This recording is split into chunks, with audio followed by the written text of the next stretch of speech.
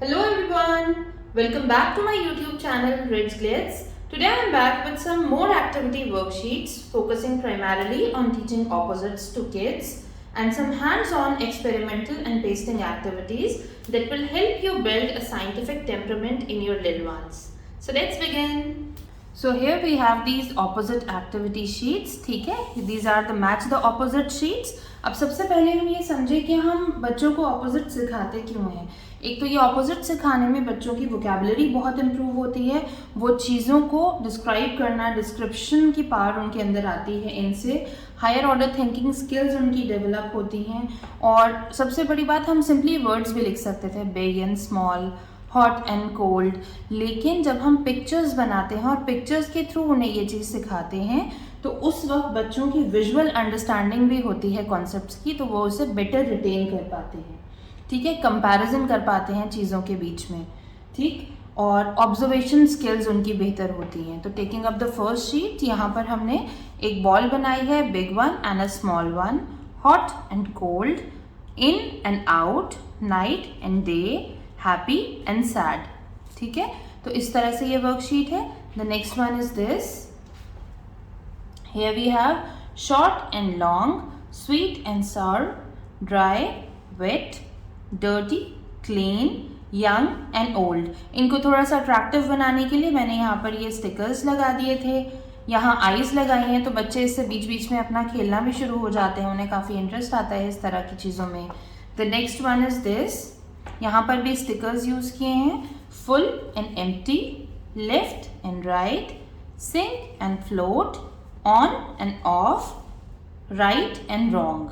ठीक है, तो ये चीज़ें बच्चे सीखते हैं, बहुत इम्प्रूव होती है उनकी वोकेबलरी, इससे उनकी कम्युनिकेशन स्किल्स पे इससे बहुत फ़र्क पड़ता है, इसलिए हमें ऑपोजिट्स बच्चों को जल्दी इंट्रोड्यूस करा देने चाहिए.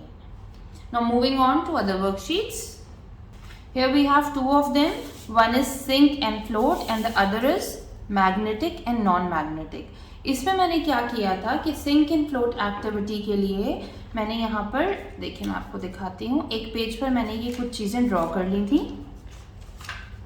ठीक, इन्हें मैंने ड्रॉ किया था और उसके बाद यही चीज़ें मैंने बच्चे को एक्चुअल में दी थी. यहाँ पर मेरे पास एक टॉय बोर्ड थी, वो भी दी थी मैंने. ठीक है, और I took him to the washroom. वहाँ पर एक टब में अच्छे से पानी भर के I gave him all these stuff. ये सब चीज़ें उन्हें दे के I asked him to put these things in water and observe if they sink और दे फ्लोट.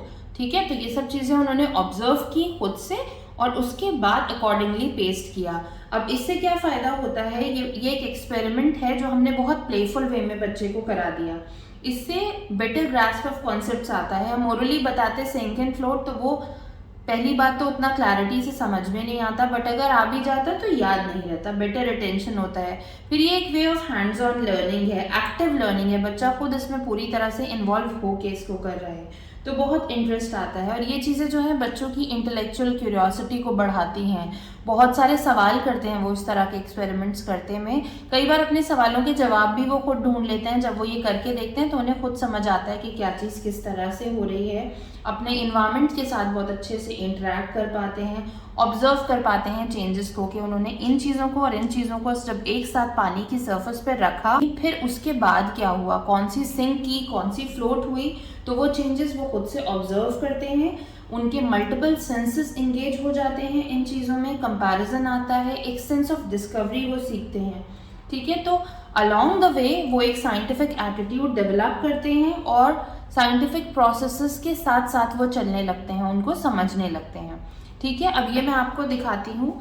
एक मैंने ये भी बनाया था क्लासिफाइंग क्रिएचर्स, बट ये मुझे थोड़ा सा ज़्यादा लगा था. At the age of 4 mammals, reptiles and insects. तो इस तरह से मैंने ड्रॉ की थी.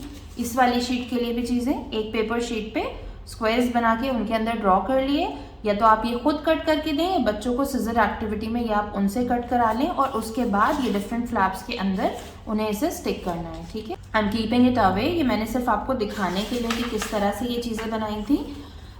ठीक है, यहाँ पर इस एक्टिविटी में इस फ्लैप के ऊपर मैंने सिंक दिखा दिया है कि सिंक होना किसको कहते हैं और फ्लोट करना किसको कहते हैं.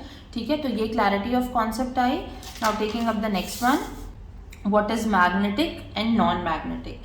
At that time I had this magnet बिल्कुल इसी शेप में हॉर्सशू मैग्नेट होती है ये। यहाँ पर मैग्नेटिक और नॉन मैग्नेटिक दिखाने के लिए मैंने इसके ऊपर ये एक पेपर पेन को पेस्ट किया है और यहाँ पर भी पेपर पेन को पेस्ट किया है एक डिफरेंट टाइप की, ताकि बच्चे समझेंगे क्या चीज़ें मैग्नेटिक होती हैं। नॉन मैग्नेटिक पे इसीलिए क्रॉस कर दिया है। उसके बाद ये जो चीज़ें मैंने इनमें दिखाई हुई हैं, मैंने इन्हें ड्रॉ किया था on a piece of paper, इनको कट करके बच्चे को दे दिया था और मैग्नेट्स दे दी थी इनके साथ साथ। ही एक्सपेरिमेंटेड दीज, ठीक है, खुद से ट्राई किया, एक hands on way of learning आया, मैग्नेट के साथ इन सब चीज़ों को देखा कि मैग्नेट किसको अट्रैक्ट करती है, किसको अट्रैक्ट नहीं करती है, और अकॉर्डिंगली उन्हें यहाँ पेस्ट किया।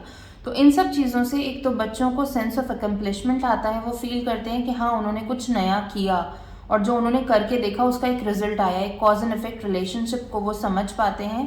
तो ये चीज़ें बच्चों के लिए बहुत ज़्यादा इंपॉर्टेंट है। छोटे बच्चों में जितनी जल्दी हम ये इंक्विजिटिवनेस पैदा कर दें उतना अच्छा है, क्योंकि वो ये चीज़ें करके और क्यूरियस होते हैं और उनके अंदर एक थर्स्ट होती है फर्दर लर्निंग की। उन्हें लगता है कि ऐसी चीज़ें हमें और करनी चाहिए, तो वो on the way doing this बहुत कुछ एक्स्ट्रा भी लर्न कर लेते हैं, ठीक है।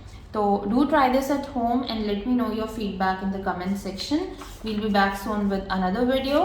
Thank you so much for watching.